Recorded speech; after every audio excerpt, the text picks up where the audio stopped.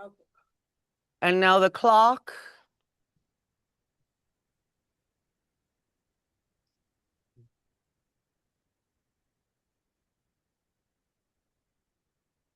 Okay.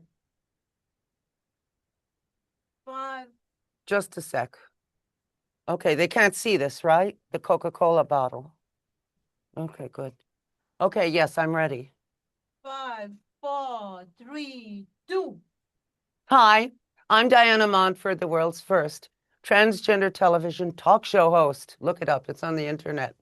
My guest is our wonderful friend, Hercules Invictus. We're going to be discussing UFOs, also known as UAPs these days.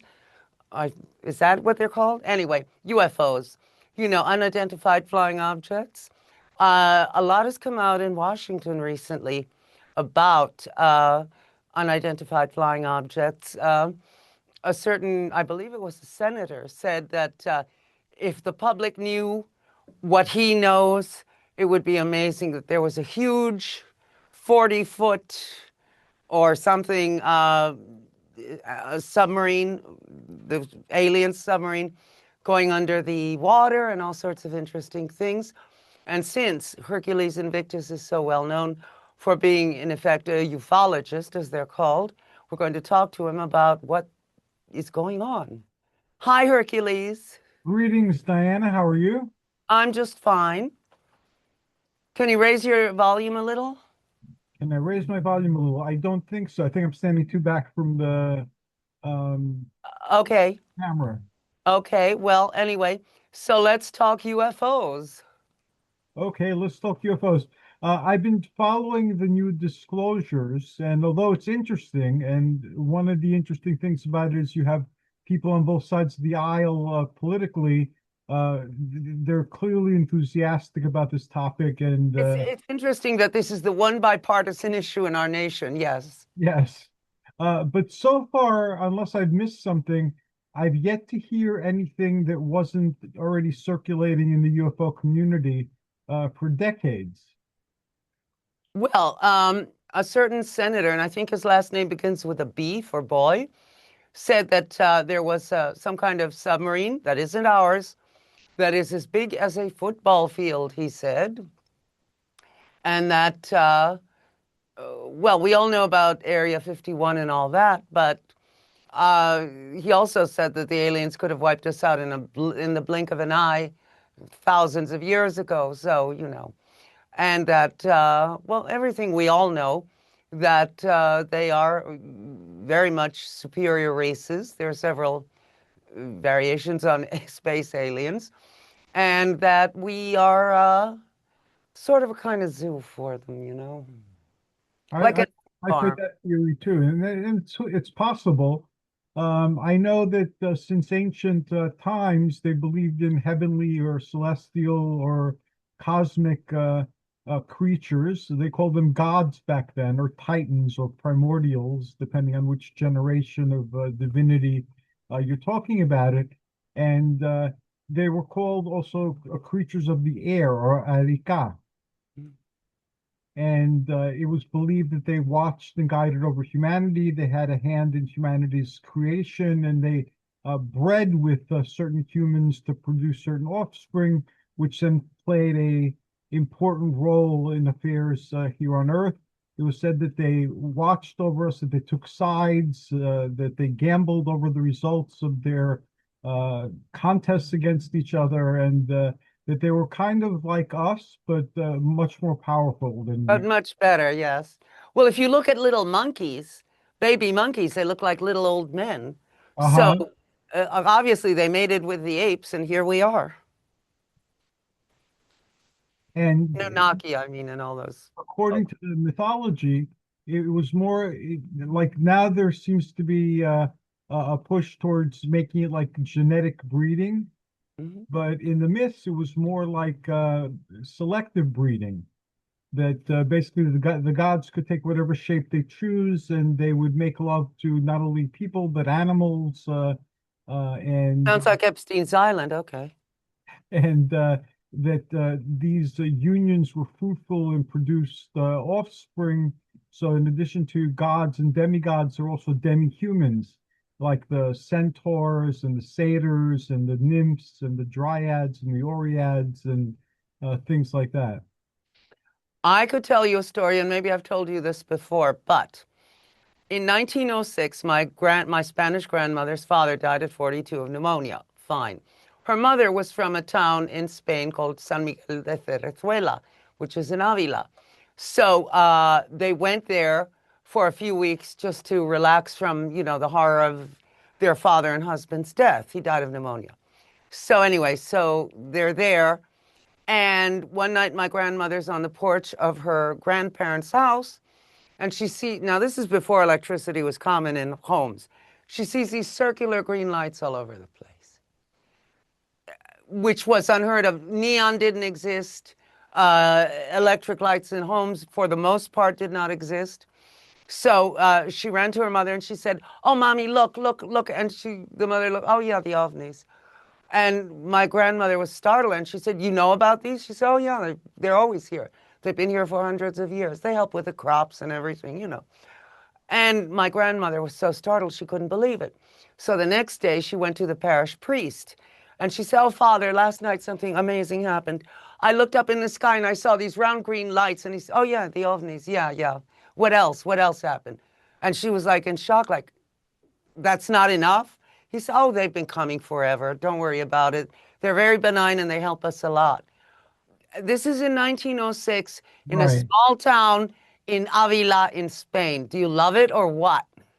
Yeah, of course I love it. And in Greece too, those stories were very common. In fact, I remember hearing a story about when airplanes were introduced, Mhm. uh, and the people were marveling at the flying machine in the sky. One village elder who was considered very wise told him, "Oh, it's nothing. It's just a mosquito. Mosquitoes usually die while they're young, but some of them make it to a very old age. So that's just a giant mosquito." Oh, well, yeah. Well, that's why the ancients said, balls of fire, chariots of fire, and they used their own mindset to explain what was going on. And chariots of fire is not a new term, as many people think. It's not a new concept. In the Homeric hymn to the god Ares, it's said that he rides his chariot through the skies. So that is a very old and respectable and respected concept in antiquity. Well, isn't it possible that the original Hercules was a space alien? It is possible, whatever way you understand space aliens, whether there's something here like ultra-terrestrials or whether there's something extraterrestrials. He was already from a family that had the divine seed of Zeus in it. His grandfather, great grandfather, was Perseus, who killed Medusa, Mm-hmm. and Zeus was his father as well. And in the mythology, it says that he was given birth to help the gods fight against the giants. Which would imply that he was a hybrid of Earth people and the gods. Correct. And there are also stories of Hercules being there protecting baby Zeus in the cave in Crete from the wrath of the Titans. Well, okay, wait a minute now. Zeus is his father, and he's Yeah. protecting baby Zeus? Yes, Hercules was one of the Idaean dactyls from the hand of Rhea, who were created to protect baby Zeus. So whenever he cried in the cave and made a lot of noise, they would do a martial dance where they took their swords or their spears and they banged them on their shields and they made a lot of noise. So this way, the cries of baby Zeus wouldn't reach the heavens and be heard by Kronos, who was a jealous god who devoured his children. So Zeus actually got to grow up. Is Kronos known as Saturn as well? Yes, Cronus is known as Saturn, and many people in antiquity believed that Kronos was the god of the Old Testament. Because Goya, the Spanish artist, did a famous painting of Saturn devouring his children. Yeah. He's eating a young man, aren't we all? But anyway, I mean, like literally eating him, consuming him. He's this big, giant old man, and he's chowing down on his son, which is really sick. But It, okay. in the myths, he actually swallowed them because they were okay. Zeus got a job in Cronus's palace as a cupbearer. So he used to bring the cup of wine. So he fed Cronos some poison, and Cronus got sick and threw up all the children that he had eaten. So I guess he was just swallowing them up. But Kronos is father time, and time swallows everything up. Mm, So the yeah, food I is know. not as vile as later creative people have made it.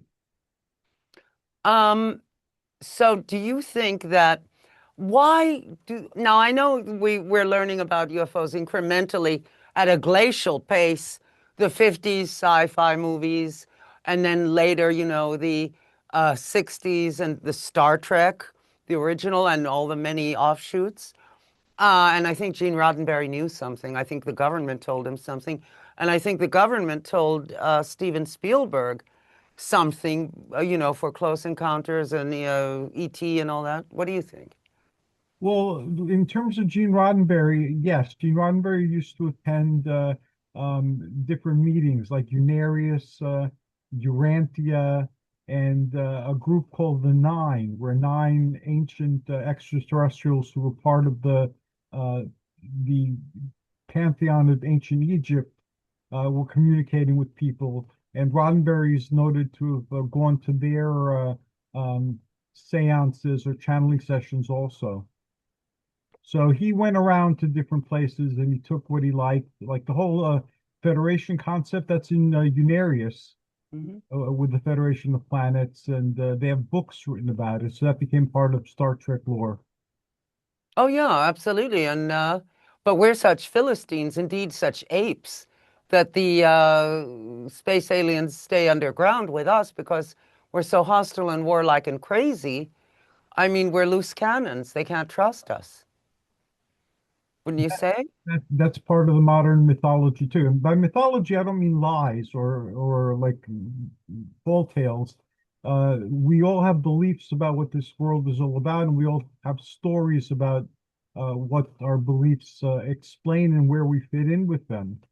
And so in our modern lore, they become either monsters or they become angels of some sort, where they are trying to invite us into a better life, but we're savages and we're not ready to go into this. Well, can you argue with that one? Given what's going on in the news today, no, I cannot argue it. I mean, it's such a shame. But anyway, so do you think we will ever get disclosure? Do you think, I'm sure we make contact all the time and we don't realize it. People like Valiant Thor, this leading man, gorgeous person who walked around the earth. I know he wasn't in with the people. He lived in the Pentagon, I believe, something like that. Yeah, that's But, a I mean, story. huh? That's a story. So, I mean, all these aliens, for all we know, we could be bumping into them and not even realizing. What do you think? Yes, it's always been said that they walk among us. And so I believe that they still walk among us. Whether they're in their true guise or an assumed guise, who can say? I've heard tales with either way. Like Whitley Strieber had in one of his books how he saw one of the gray type of aliens who was obviously a gray type of alien, but other people were looking at him and but not noticing that he was an alien. He just showed himself to Whitley in his alien guise. Well, Princess Diana swore that the British royal family, that they were actually reptilians, and she would know. And so who knows? Who And knows? people have studied, sometimes they're looking at, say, King Charles, and suddenly, for a split second, his disguise slips and he's vaguely, reptilian, although he's reptilian anyway, but still, the disguise slips for a moment. I don't know. What do you think? With the Yeah. reptilians, there's a long history of their walking with humanity, like the Nagas, for example. And in Greek mythology, Cecrops, the first king of Athens, is depicted as partially serpentine, and some of the titans and the giants during the wars with the gods are depicted as having reptilian features, including multiple tails and things like that. Typhon, the father of all monsters, has the features of a giant and a dragon and many heads at the same time. So these are from ancient mythology. And the popularity of the reptilians started coming out with Lovecraft and Robert E. Howard and their fiction, which was like weird horror space fiction. But is it really fiction or is it truth sugar-coated with fiction?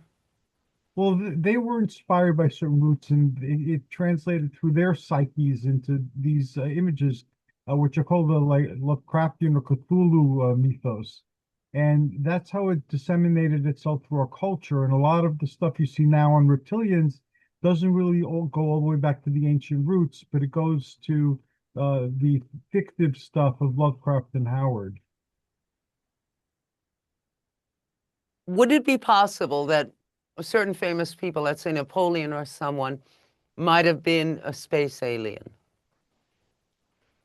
I guess anything's possible. They can make themselves look like us, or according to some people, they are us from the future.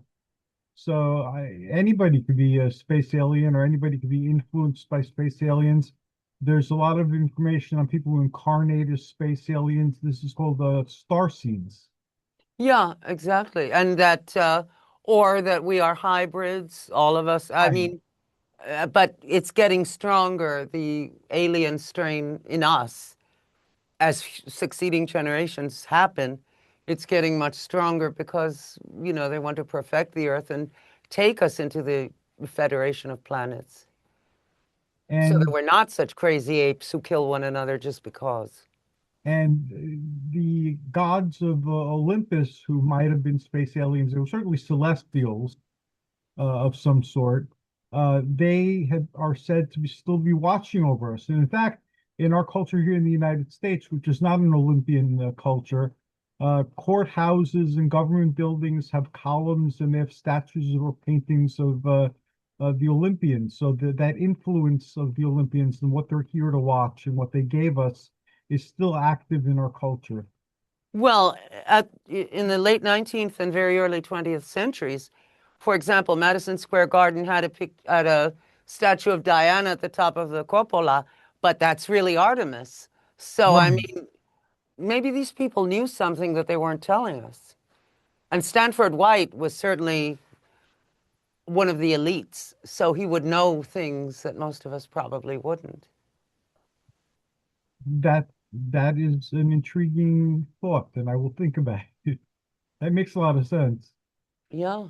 I I, So, I personally believe that we're celestial, all of us, and that this is a particular uh, vibration or particular state of mind, and that we're dreaming. So we're the gods dreaming here and dreaming this, and you have a choice. If you live unconsciously, you get stuck in the stories or the mythology, and you live out these stories. And if you're awakening, you notice that you have more choice than you think, and you start making different decisions to kind of get beyond the story to come up with a better outcome. So that's, wasn't it Socrates who said the unexamined life isn't worth living? yes, I believe it was Socrates or one of those ancient Greek philosophers. Yeah. They also said, and I believe it was Socrates, that democracy leads to tyranny if you have an uneducated electorate. And that's a reality that Yeah. we still haven't become enlightened that with that one phrase. Yeah, we're seeing that now, yeah. But I don't know. Well, they say that the space aliens were actually that World War II was actually a kind of surrogate program for the space aliens. The two very powerful races of space aliens were actually fighting it out and using human beings as kind of chess pieces. What do you think? That's an old concept that goes back to ancient Greece with the gods taking sides over human conflicts or inspiring human conflict and then observing them and manipulating them and betting on them. And we've seen it shown in Jason and the Argonauts, where they did a real good job of showing that whole concept with the gods on Olympus and their playing pieces on the board. And You mean that like 1962 movie? yes, I believe so. I made my grandmother take me to that when I was 6 years old. I wonder if she liked it, but I loved it. Well, So good. there I'm you glad go. you loved it. Those weird little figures, remember those? What were those? I don't remember the weird little figures. Describe them. Sort of like skeletons or something. Oh, that's at the end when uh Jason has to do several tasks to get the approval of the king to get the Golden Fleece, and one of them was to sow the dragon's teeth, and from sowing the dragon's teeth, skeleton warriors came out and they fought. And in the myths, they weren't necessarily skeleton warriors, but he defeated them by throwing rocks, and they thought I that. remember it was scary as hell when you're 6 years old, you know, Yeah, because they fall apart. yeah, they fell apart. I got to meet Roddenberry, not Roddenberry. I got to meet the animator for Jason and the Argonauts, Ray Yes. Harryhausen. What was his name? Ray Harryhausen. When I had my television show, he was on my show for a couple of episodes. So th that was one person I'd always wanted to meet. So I'm glad I got a chance to meet them. Any chance you'll come back to regularly scheduled television? I tried doing that, and I had met with a station, and I had 5 ideas. They liked all 5 ideas, and we were developing them, and I was going to meetings, and then the pandemic happened. and Yeah. and after the pandemic, the world was different, so that didn't come to pass. And now with my Parkinson's, I don't know if I could handle a lot of the demands that. Well, you could do it just the way you're doing this one, except under your auspices. You could do it Oh, exactly this way on that's a Zoom. possibility. Yeah, I have the show on YouTube right now, and I'm looking at several other places where I can air the podcast. But yes, that's still something I think about, but not as much as I did before. I was, I can't tell you have Parkinson's. I yes, mean, no one can tell. You diagnosed. look the same as always. Well, thank you. Well, it's true. My hands shake and my balance is off, and that's how the Parkinson's is affecting me mostly now. Plus my vision, the medication that they ask you to take affects your vision. So sometimes I'm reading things with my reading glasses and a magnifying glass. But other than Could that that, also be maturity?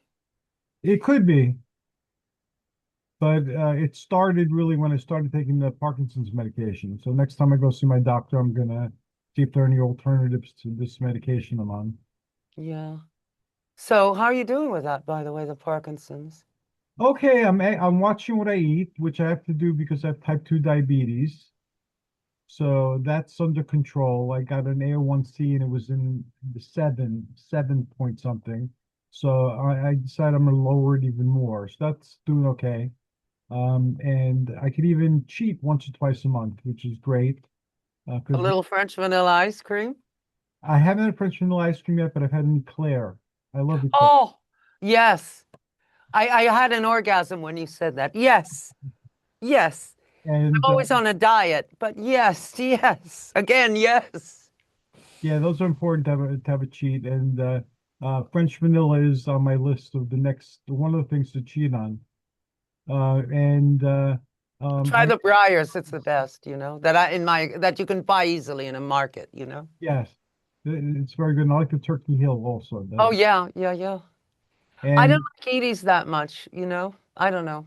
here in Jersey and in Pennsylvania, they were big. I learned to like it in Pennsylvania, and then now that we're in Jersey, we can still get it here.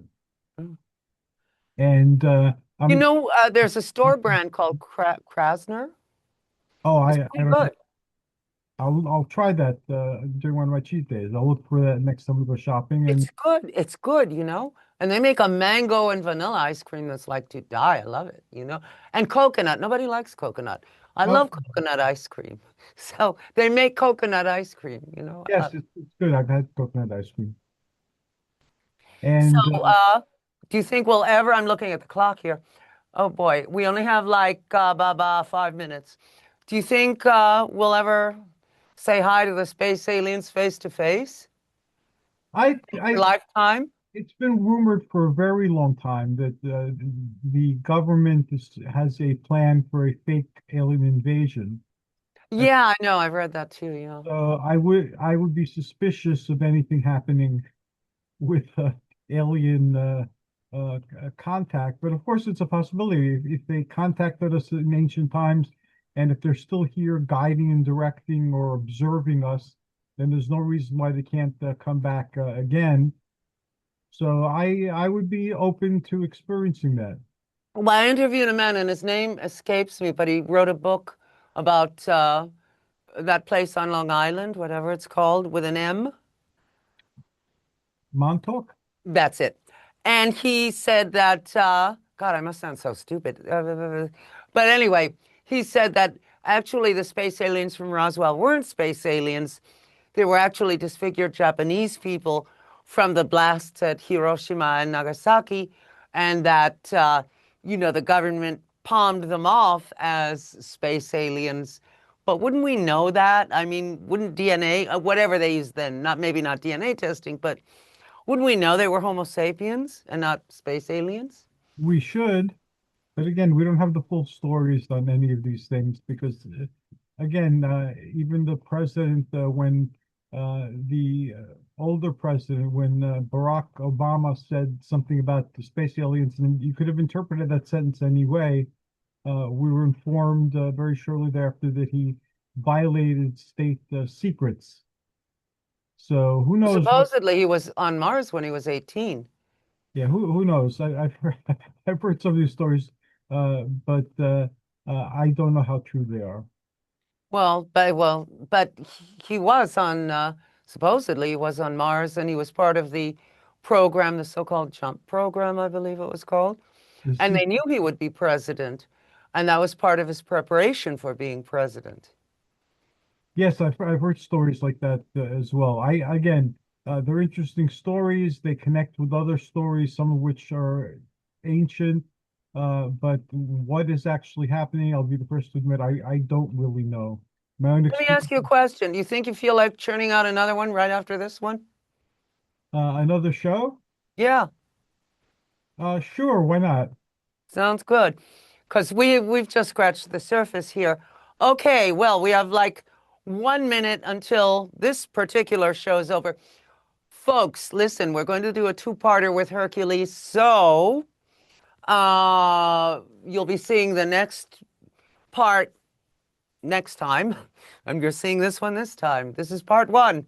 Soon you'll be seeing part two. So there you go. Anyway, I'm looking at the clock. Okay, my guest has been the fabulous Mr. Hercules Invictus, an expert on everything. He is a prolific producer of podcasts and has been he had his own show on television for years. And he's been in the theater. He's played, I believe, Hercules in theater, haven't you? Samson. Oh, right, Samson. Okay. And six of one, half dozen of the other. No. But anyway, so he's played a lot of things, and he's a great guy. And stay tuned for part two next time. Love you a lot. See you next time. Bye. Mwah.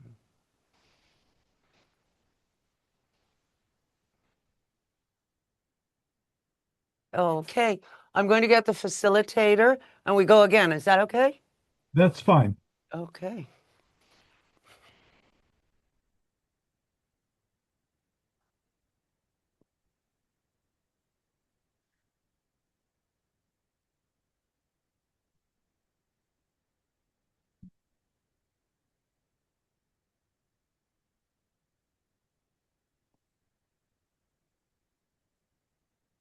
Hi, Annie. Can you set us up again? We're going to do a two-parter. Just do it again. We're going to do a part two of what we're doing? Part two, you mean somebody else? No, same one. And then later, somebody else. Okay, so why don't you do part two? Because you set it to end at 28 minutes? Continue. Well, can you reset the clock at least? How do you stay so thin, you bitch? How do you do it?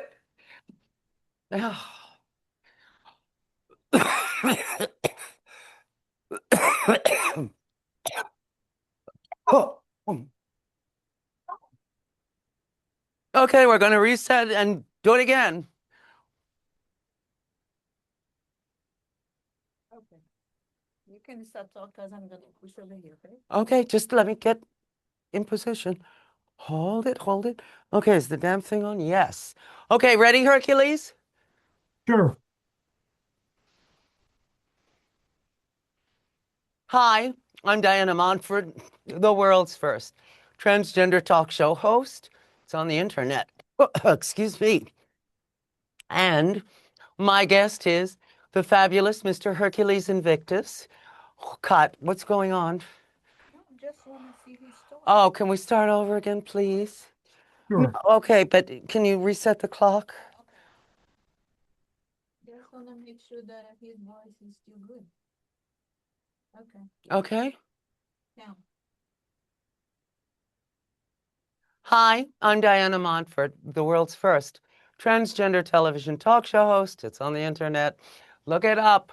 Anyway, my guest is the fabulous Mr. Hercules Invictus. We are doing part 2 of our interview on UFOs, unidentified flying objects, also known, I believe, now as UAPs or something like that. It sounds like a can. I'll have a can of UAPs, please. But anyway, as opposed to Del Monte. These are the jokes, folks. Anyway, my guest is Hercules Invictus. Hi, Hercules. Hi, thank you for your kind words. That was a great introduction. Well, great. So this is part 2 of our talk about, space aliens. So now, I, I think throughout time people have always known space aliens existed. Well, I mean, intuitively they know it. What do you think? I think so too. And the heavens were thought to be a sphere, and the planets and the sun and the moon were thought to be under that sphere. And constellation depicted things that made it to heaven. So Hercules, for instance, the mythical Hercules is a constellation. And the ancients, because they knew where Hercules was, didn't doubt that Hercules was in heaven because there he was, the constellation, looking down at them from the heavens. And he's holding a bouquet of it looks like apples and snake heads, and he's fighting a giant dragon. And that's a story from the Garden of the Hesperides. Are the apples for nutrition and the snakes for defense? What's going on with the snakes and apples? The snakes were part of a 100-headed dragon that guarded the apple. And Okay. the apples were on a tree, and they were gifts from the Earth Mother to the goddess Hera during her wedding with Zeus. So she was very jealous of those apples and had them very heavily guarded. And the dragon guarded the tree that had the apples on it, some say wrapped around the tree. And some people believe that the dragon is code for some information that will lead you to discover this the fruits of this tree, which were said to bring immortality and good health. It's interesting that Greek mythology would consider the apple a special fruit, and the Bible, eat Yeah, not of the tree of knowledge, two, you two people, Adam and Eve. So, yeah, I myself do not like apples, but maybe I should start eating them. I don't know. What do you think? well, I can't eat apples because of my diabetes, but symbolically, I'll eat an apple on a cheat day, uh, just to honor the myth of the golden apples. That myth survives in Arthurian literature's Avalon, where the apples grow, and also in Celtic, not in Celtic, in Norse mythology, the golden apples that give immortality to the gods in Asgard. So apples are where it's at, apparently. Okay. Yes, but everybody agrees that they're not really apples. That was just the word that was tapped onto them later. Well, there is the Edgar Cayce apple diet where you eat nothing but apples for 3 days. I was not aware of that. Thank you for teaching me something entirely new that I've I never. would not try it if I were you. I mean, wouldn't you faint in the street if you didn't have some protein somewhere along the line? I would imagine so, and I'm a carnivore, so I eat plenty of protein. Good for you. Well, yeah, but you're a bodybuilder, and aren't most bodybuilders carnivores? Many people in the bodybuilding community, I'm not really a bodybuilder, I'm a weightlifter. I've lifted weights my entire life. I've never really entered a bodybuilding contest. I do it for my own enjoyment and health. Um, but yes, it's very popular with people with weights. There's a lot of information on the internet telling you why you should eat more meat rather than carbohydrates.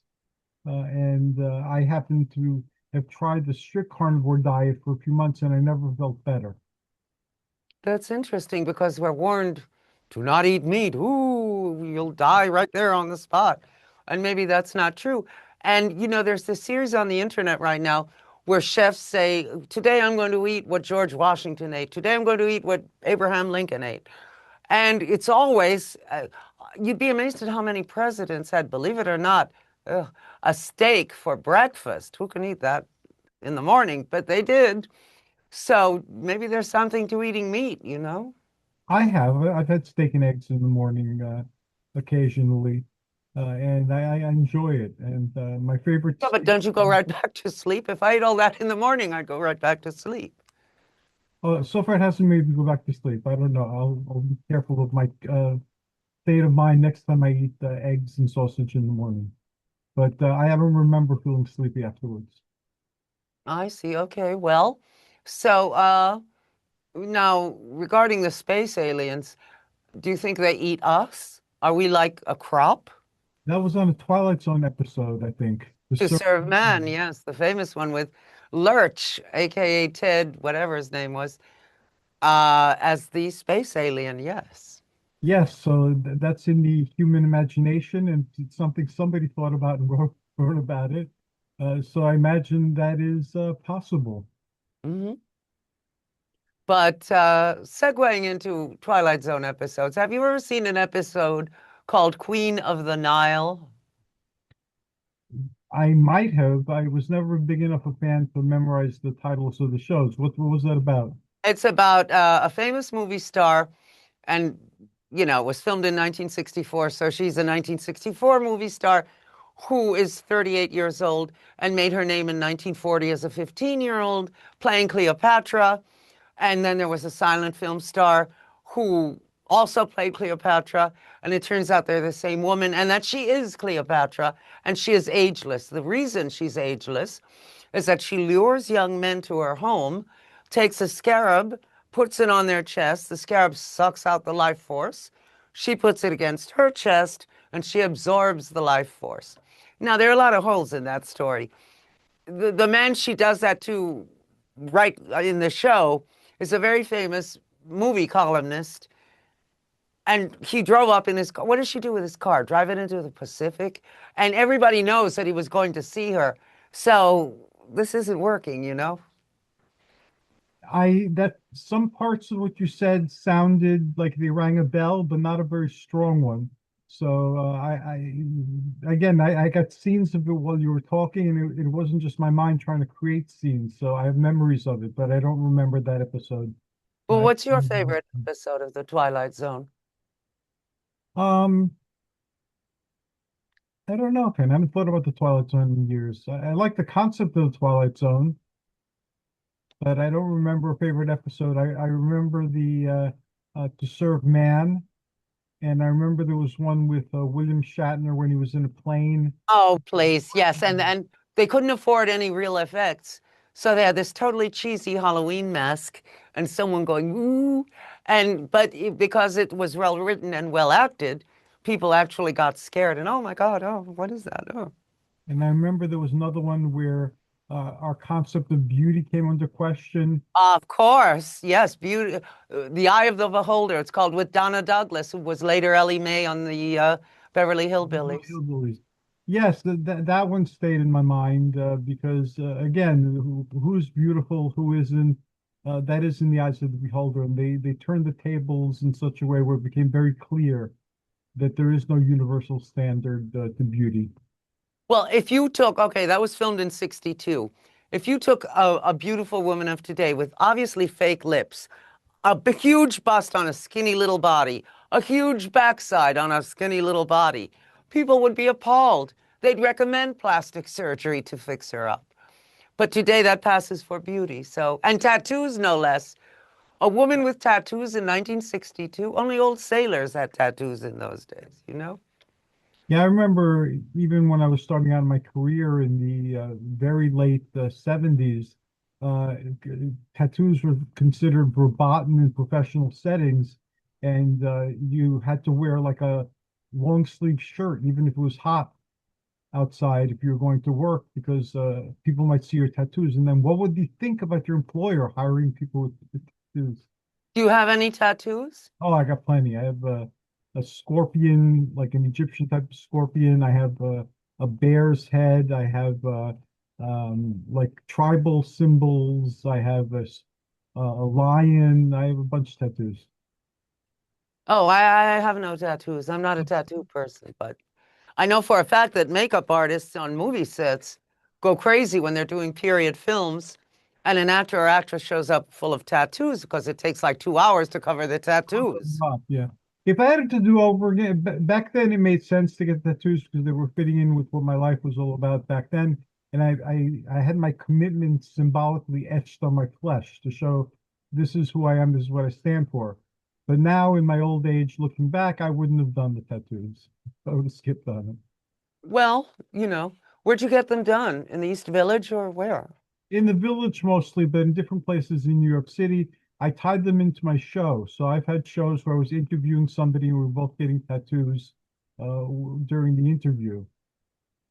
That's interesting. I've never done tattoos, but I believe it or not, I knew an old lady who sadly has died since I knew her. Obviously, I don't know her anymore. She had her eyebrows tattooed on because in the days of Jean Harlow, she ripped out her eyebrows and Oh, she didn't have any left. So she had them tattooed. They looked good, whatever. yeah, But it's what? interesting. I wasn't able to supervise the tattoos. So although most of my tattoos I'm fine with, there are two that I wouldn't have agreed to the way they came out, but I couldn't watch them tattoo me while I was conducting an interview. And so that idea lasted for like a year. Then I dropped that idea and came up with some other thing to do when I was interviewing people. Is your wife Athena tattooed? Yeah, she has tattoos also. I love that, I mean, whatever. Good. So you're tattoo people. Is your son tattooed? Nope, none of our children are tattooed. How many children do you have? Three. Wow. Okay.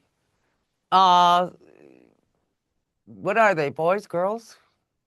Um, one of our sons is male, one of our sons is male, and a third son is trans.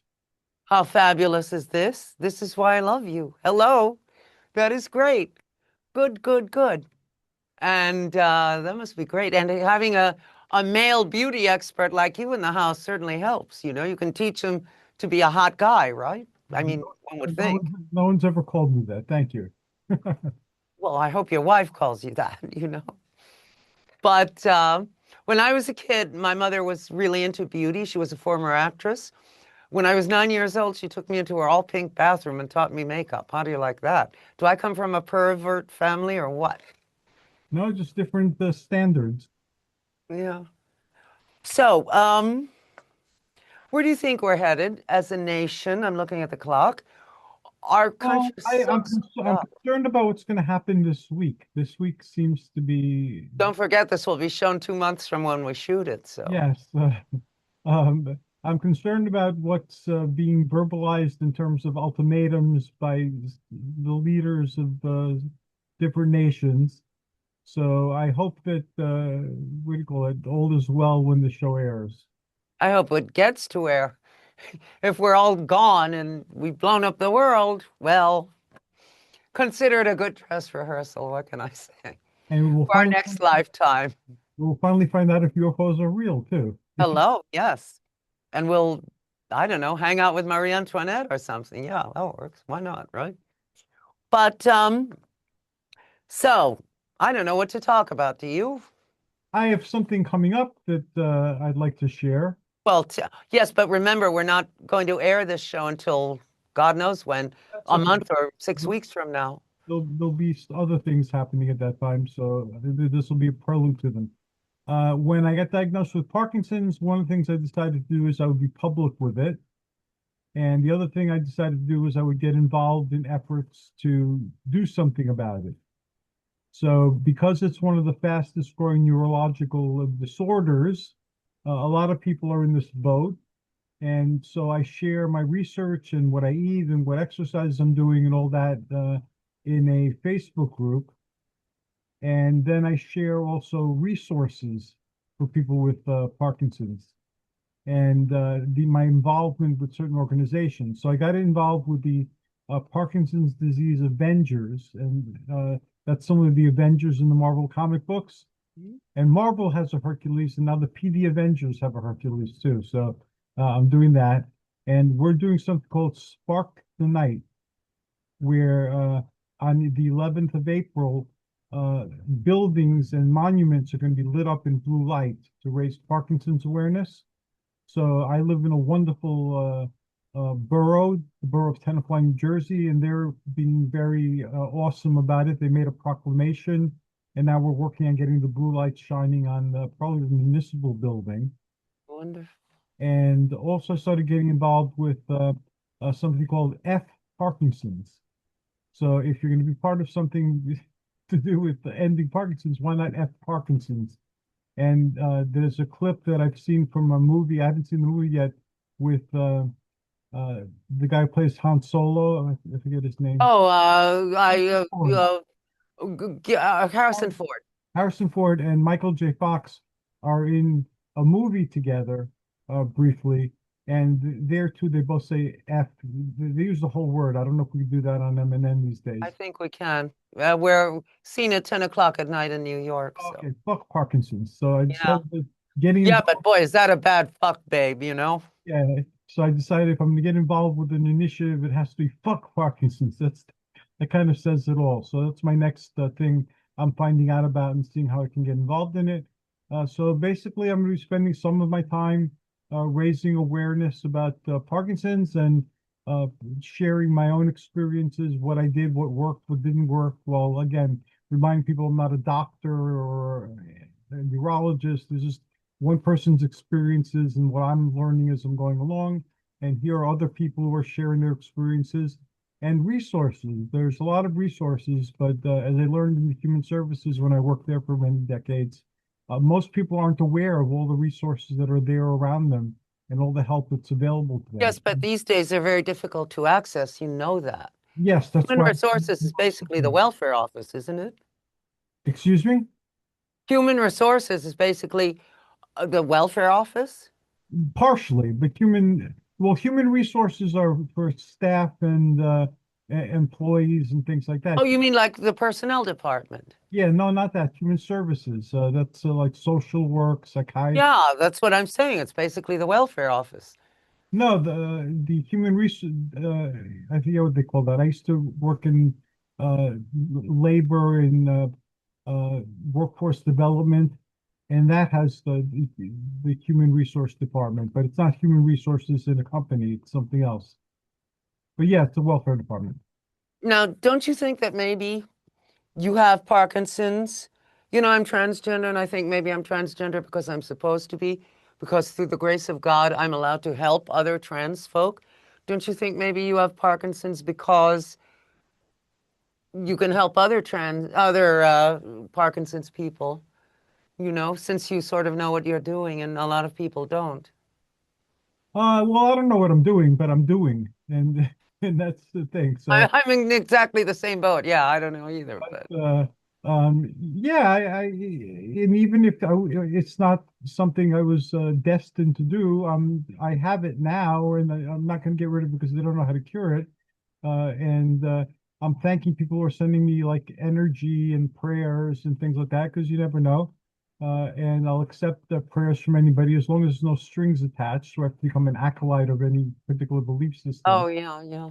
But I'm sharing my experiences openly, and people can make do what they want from them. They could ignore them, they could get amused or entertained or educated by them, or they could share it with somebody else who's going through this and doesn't know what to do.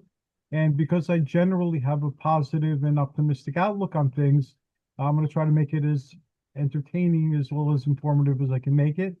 And I'm going to give it a purpose if it doesn't already have one. Now, Parkinson's is an autoimmune disease.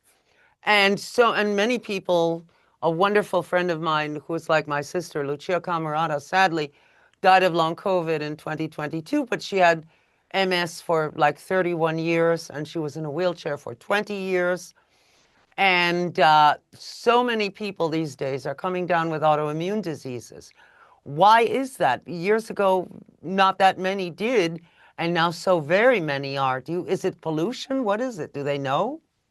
I personally believe it's the chemicals that they're putting on plants and on vegetables and on uh, emissions from different factories and things like that. Because now there's even a Parkinson's belt. They showed a big swath of the country was getting Parkinson's, and you're 6 times more likely, based on what I read most recently, to get Parkinson's if you live near a golf course. So Oh, because of the grass. They would spray it with something, yeah, right? so there are 3 golf courses here near us. So I guess it was inevitable that somebody in my family would get this. Yeah, but it doesn't always work that way. Donald Trump lives on the golf course, buries his wives on the golf course, and he doesn't have it yet. Right. So I guess he didn't have the types of genes that I had that made me susceptible to it. As Michael J. Fox, obviously, he's done a lot for the Yes, Parkinson's cause. Has any research come up recently that would lead to a cure? I haven't read it. I saw some titles that they were saying that you can cure it, but I haven't read what they're talking about yet. I'm reading books. One of them was on how you can control Parkinson's with your mind, and Yeah, tell us about that. That's fascinating. well, basically you get uncontrolled shakes. I can't make it like shake right now. Nah, it's not. My body's not shaking, but sometimes it'll break out in the shake. Usually it's my hands and partially my arms. And what I learned from this book, and it does work, although it doesn't work perfectly, is you can just focus on your hand and tell it to stop shaking. Right. And if you keep practicing every time it shakes, eventually you get pretty good at not getting it to stop shaking most of the time. And the uh, loss of balance, I'm doing leg and foot exercises every day. And then when my legs and feet get cramped, I take a day off to give them a chance to uncramp. So I don't know what effect that's having yet, because that's a long-term and not immediate type of thing. Like you can't tell yourself, at least I haven't found yet, be balanced, and you're balanced. That's still a tough one to crack, but I'm working on it. So I'm reading books about people who are either claiming to have beaten Parkinson's or to have managed it where it didn't interfere with their lives over much. And I found that, pretty much don't let it define who you are and what you can do is something keeps recurring. So yes, I have Parkinson's, but I'm not a Parkinson's patient or Parkinson's victim. It's just something I have right now, and it's part of the challenges that everybody has, and this one happens to be mine. So Yeah. Well, yeah, and that's such a positive attitude. I mean, it's going to help you a lot, isn't it, in the future? I imagine so, and I hope so. Yeah. Well, Michael J. Fox has had it for something like 35 years, Yes. and he's managing it sort of in his own way. Yeah, you can see a very slow deterioration with him. I didn't recognize him in the clip that he was with Harrison Ford, I saw him in a magazine. I didn't recognize him either. but he's done more than most people alive or no longer alive to be an advocate for Parkinson's disease. So you have to admire him. Oh, yeah, absolutely, 1000%. And maybe that's why he came to Earth, to get Parkinson's so that he could help people with it. And if not, he made it his purpose, and it's a very noble one and very helpful, and it's led to a lot of research and to a lot of other helpful information. Yeah. Anyway, let's see. What are we doing with the time? We have, oh, gee, I don't know, 3 minutes left, 4 minutes Okay. left. So if you had something to say to people about space aliens, Parkinson's, or ice cream, what would you say? I would say life is precarious. We don't know when or how it will end. So while you're here, appreciate the people in your life, love them as much as possible, and try to enjoy your life as much as possible. Because again, it's all very vicarious. I don't think that's the right word, but anyway, it's all very Precarious, maybe? maybe precarious. That's a better word. And that's all I have to say. And enjoy being you and be you and do you and uh, get the most out of life. No matter what the government, you trans folk out there, hello, I'm one too. When the government says, don't you dare be trans, we should say, fuck you. So we always existed, we always will exist, and that's all she wrote. And if Trump and company don't like that, well, too damn bad, you know? Am I right? You're a warrior, spoken like a true warrior. There you go. Que viva la República. But anyway, my grandfather was involved in the Spanish Republic. Anyway, my guest has been the truly fabulous, and we still have more time, so I'm going to string this out. The truly fabulous Mr. Hercules Invictus, who's always fun to have on, always so informative. And he's one of the brightest people I've ever met, which doesn't say much for him. I don't get out much. No, I'm kidding. But anyway, that's a Groucho joke. The Groucho Marx joke is he says to Margaret Dumont, "You're one of the most beautiful women I've ever seen," which doesn't say much for you. But poor Margaret Dumont. But anyway, my guest has been the brilliant Hercules Invictus, and hopefully he'll come back many a time in the future, assuming there still is a future if we don't blow our world up soon. And I love you a lot, and no matter what other people say about you, you love you because you know you're right, doing your life your way. I love you a lot, and I'll see you next time. Bye.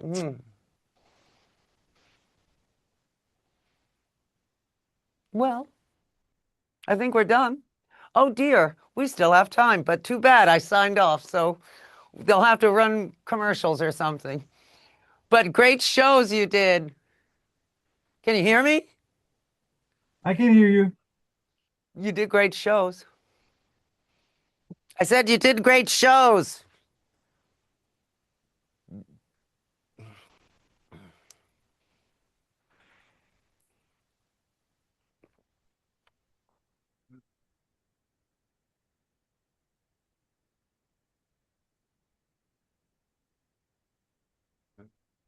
What are you looking at?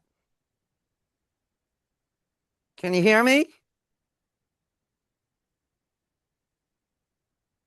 Can you hear me at all? Can you hear me?